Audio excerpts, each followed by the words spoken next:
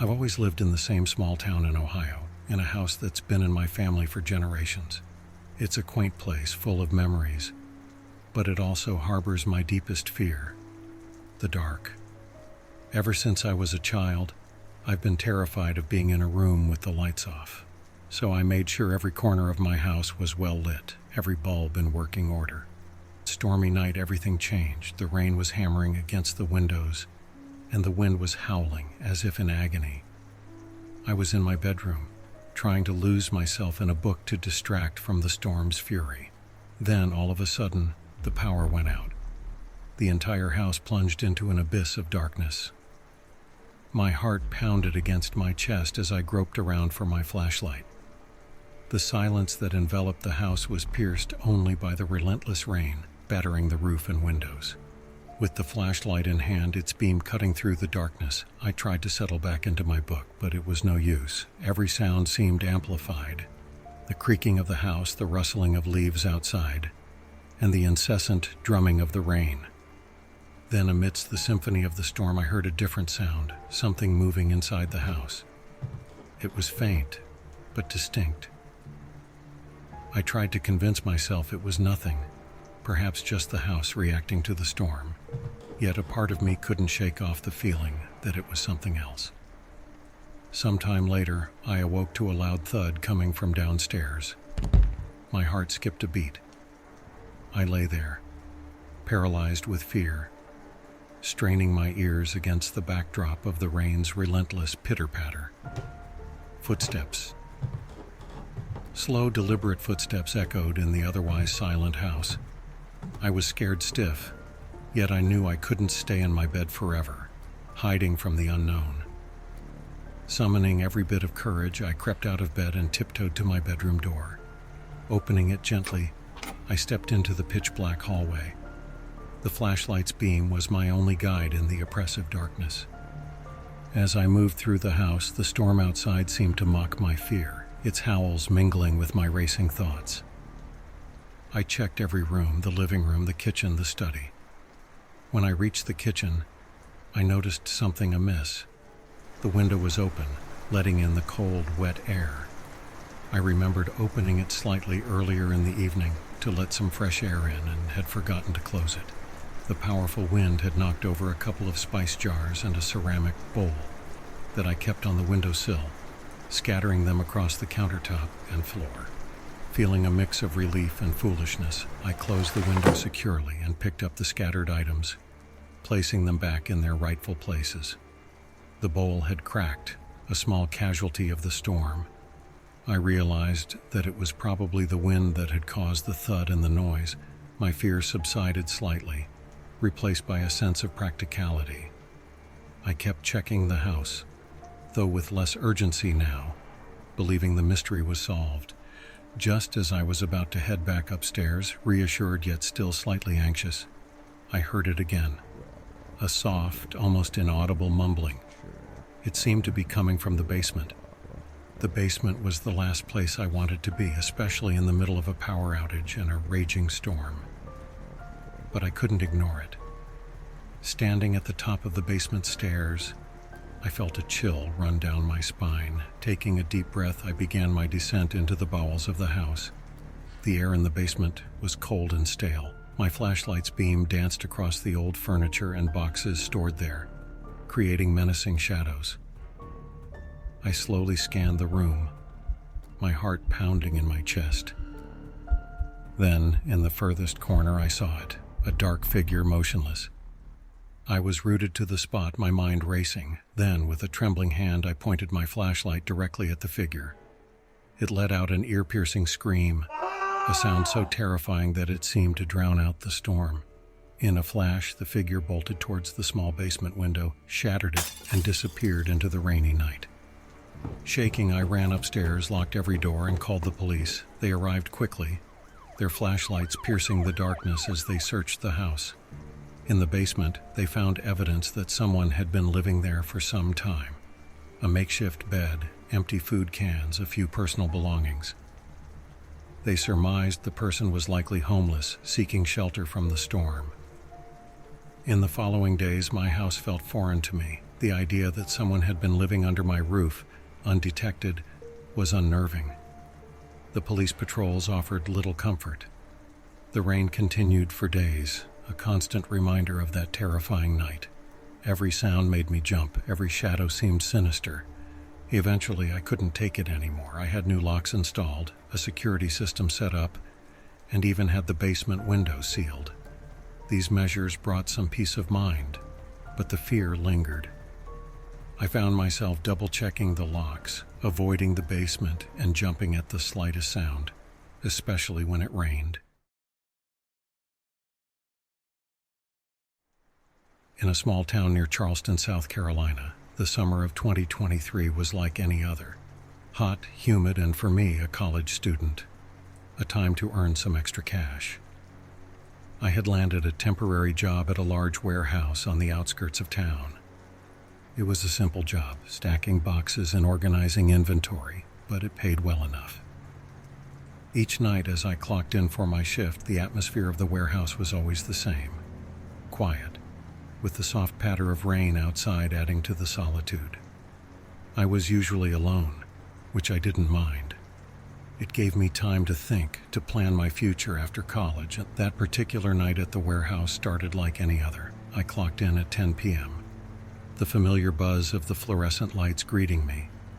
The air was thick with the scent of cardboard and metal, a smell I'd come to associate with my summer job. First on my list was inventory management. I began by checking the lists on my clipboard, ensuring that everything matched the day's deliveries and dispatches. Midway through my shift, I took a short break. I grabbed a snack from my backpack and sat on a stack of pallets, enjoying the quiet. The only sound was the soft drumming of rain against the roof, a rhythm that was oddly soothing in the vast, empty space of the warehouse. Once my break was over, I resumed my work. I was in the middle of rearranging some boxes on a high shelf, carefully balancing on a ladder, when the lights flickered ominously. A second later, they went out completely, plunging the warehouse into darkness. This wasn't entirely unexpected. The warehouse's electrical system was old and temperamental, especially during storms. I climbed down from the ladder, reaching into my pocket for my phone. Its flashlight would be my guide to the electrical panel, where I assumed a simple flip of the circuit breaker would remedy the situation. As I navigated through the maze of shelves and crates, a strange noise caught my attention. It came from the far corner of the warehouse, a soft, unidentifiable sound that seemed out of place. I paused, listening intently, but then shrugged it off, attributing it to the rain pounding against the metal roof. Reaching the electrical panel, I expected to find a tripped breaker. Instead, I found the main switch turned off. This was unusual. The main switch was a relic from an earlier time. Devoid of any modern electronic components, it was purely mechanical, requiring a deliberate, manual effort to move. The fact that it was turned off sent a clear message. This was no accident or malfunction. A chill ran down my spine as I realized someone must have manually switched it off. My first thought was it might be a prank by my colleagues, Mickey and Lucas. But I quickly remembered Mikey was out of town, and Lucas was at his sister's wedding in Michigan. With a growing sense of unease, I turned the main switch back on, but the lights didn't come on as they should have. Someone had turned off the main light switch at the entrance, near the computer. My heart pounding, I made my way towards it. In the heart of the warehouse, with only the dim light from my phone, I suddenly heard footsteps. They echoed through the vast, dark space, stopping as suddenly as they had started. I froze, trying to pinpoint their direction. The silence was suffocating, broken only by the sound of my own breath. Then, from behind me, the footsteps resumed, closer this time, deliberate and menacing. Panic set in. I ran, the sound of footsteps chasing me through the dark, accompanied by a heavy, ragged breathing that seemed almost inhuman. It felt like an eternity. running between the towering shelves, my mind racing for a way out. I burst through the exit, not even remembering how I managed to open the door so quickly. The rain was pouring down, but I didn't stop, not even when the footsteps behind me seemed to fade.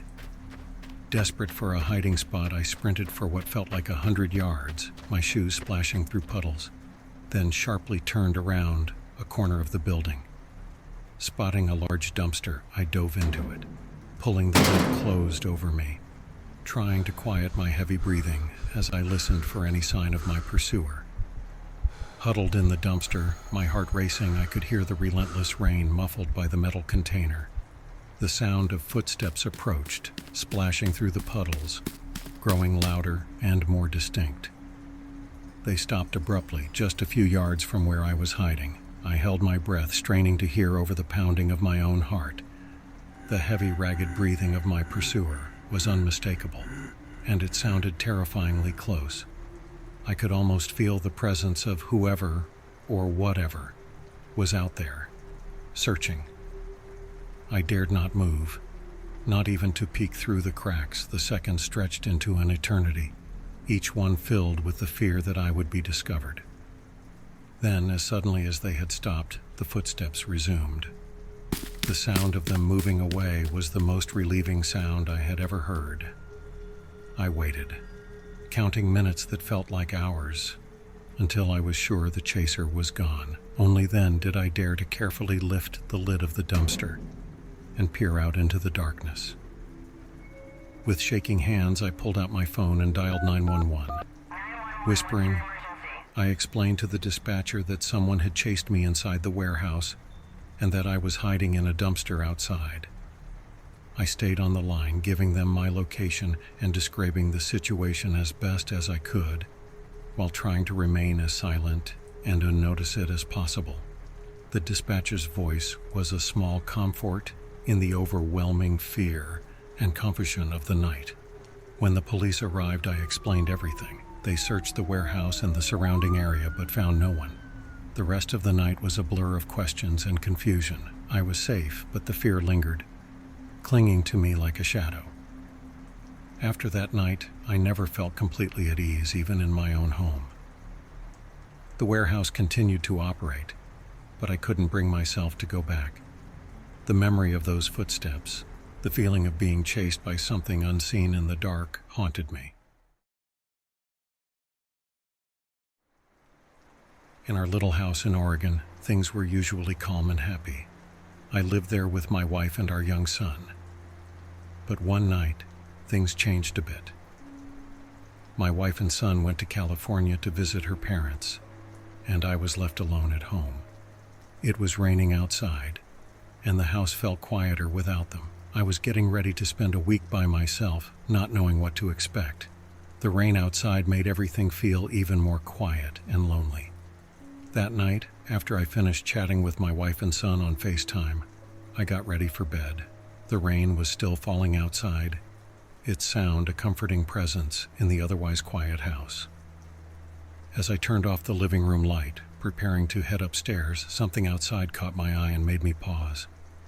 Right there, just beyond the living room window, stood a figure in the rain, staring intently at me. It was a man, thin and seemingly around 50 years old, dressed in a soaked black hoodie. His gaze was unsettlingly blank, and his wet, gray, messy hair clung to his face, adding to the eeriness of his appearance. The way he was peering in, unblinking, sent a chill down my spine. He just stood there looking at me, completely motionless, as if frozen in time. I felt a mix of fear and anger. I walked up to the window and shouted, "Hey, what do you want?" The man outside didn't respond. He just kept looking at me, and then slowly, he started to back away. He kept his eyes on me the whole time, which was really unnerving. Then he turned and disappeared into the dark, rainy night. I watched until I was sure he had left my backyard. After that, I double-checked all the doors and windows to make sure they were locked. The whole thing was strange, and it left me feeling uneasy. But I tried to brush it off and went to bed, hoping that the creepy encounter was just a one-time thing. That night, after the strange encounter with the figure outside, I managed to fall asleep. But in the middle of the night, I was woken up by a sound that was both familiar and out of place. The creaking of my son's swing in the backyard. I lay there in bed for a few minutes just listening to it. The sound didn't stop. It was like someone was actually using the swing. Finally, I got out of bed and walked quietly to the window. I looked out, trying to see through the darkness. The streetlight nearby gave just enough light to make out the shapes in the yard. There was a figure barely visible, swinging back and forth. It looked strange and scary, and he was hitting his head with one hand while holding something like a stick in the other. I decided to do something about it. In the corner of my room, I had a baseball bat, just for safety. I grabbed it and went downstairs. In the living room, I approached the window and peered out into the backyard, but now it was empty. The swing was still. I stood there looking out into the dark, trying to see if anyone was there. Then out of nowhere, I heard the sound of breaking glass from the kitchen. It shocked me, and I froze for a second, not sure what to do. It sounded like someone had broken into the house. My heart was racing as I tried to decide my next move. That's when I heard footsteps running across the hallway from the kitchen and heading towards the stairs. It was clear someone was inside the house, and he was moving fast. Panic set in. I didn't know what to do, but I knew I had to call the police. After hearing those footsteps, the house went completely silent. I knew someone was upstairs, but there was no sound at all. I stood there in the hallway looking up at the stairs, my mind racing. The silence was almost worse than the noise. It felt like forever, just standing there waiting for something to happen. Then out of nowhere, there was this piercing scream. It wasn't like anything I'd ever heard before, almost unnatural. It came from upstairs, right from my kid's room. The scream was followed by a couple of heavy thuds, like something or someone was hitting the floor hard. After that, there were quick footsteps running from the room, still screaming. I didn't know what to do. Everything in me wanted to run upstairs and confront whatever was there, but I was also scared. I decided the best thing to do was to get out of the house. I ran out into the rain and held the front door closed from the outside, trying to trap whatever it was inside. I didn't know what to expect next. While I was holding the door, I felt a few heavy kicks against it from inside the house. Then, there was silence, lasting for a few minutes. In the quiet, barely noticeable through the sound of the rain, I heard the sliding door in the backyard open. Then came the sound of footsteps on the wet grass, running towards me. In that moment of panic, as I heard the footsteps approaching on the wet grass, my instincts took over.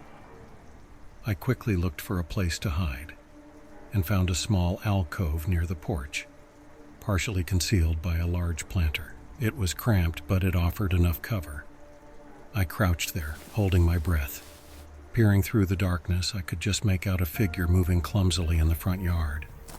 The rain made it hard to see, but I stayed still, hoping not to be noticed. Soon the flashing lights of police cars pierced through the night. The police arrived, and I watched as they apprehended the figure in the front yard without any incident. I remained hidden until I was sure it was safe, then emerged from my hiding spot. The whole ordeal was deeply unsettling. It wasn't until the next day that I learned the truth.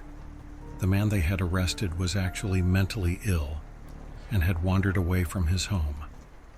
Knowing this added a layer of sadness to the whole frightening experience, making me realize the man needed help more than anything.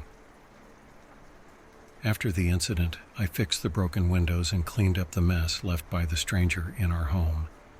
The experience left me feeling uneasy, even though I knew the man was mentally ill and not intentionally harmful. This event made me more cautious and aware of my surroundings, changing the way I felt about the safety of my own home. The calmness of our neighborhood returned, but the memory of that night remained.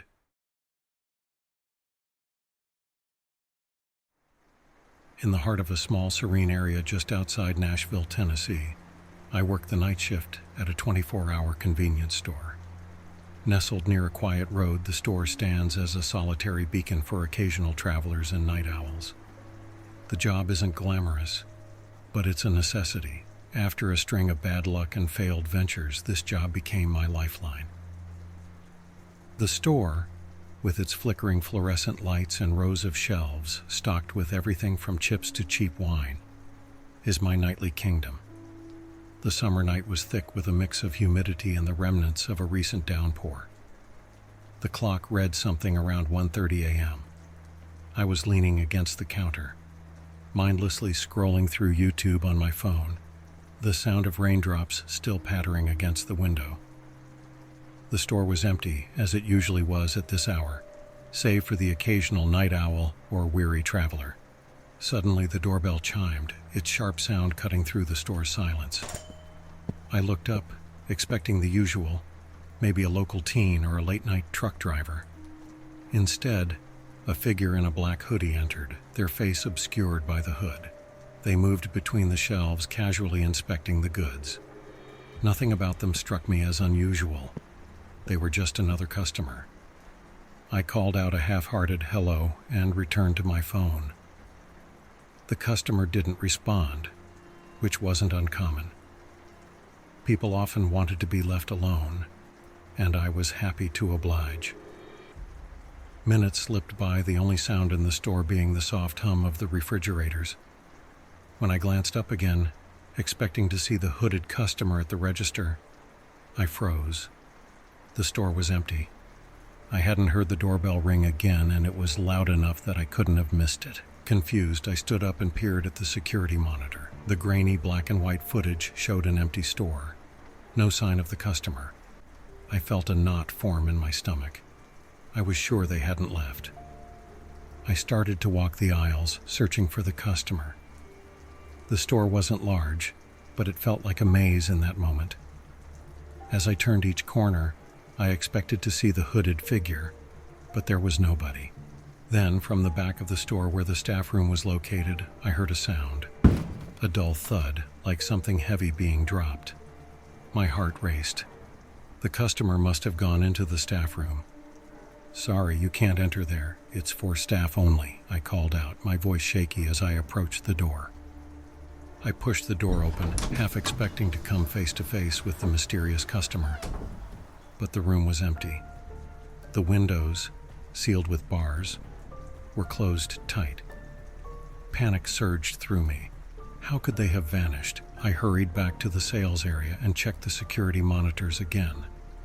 Still, there was no sign of anyone. The store felt colder, the air heavier.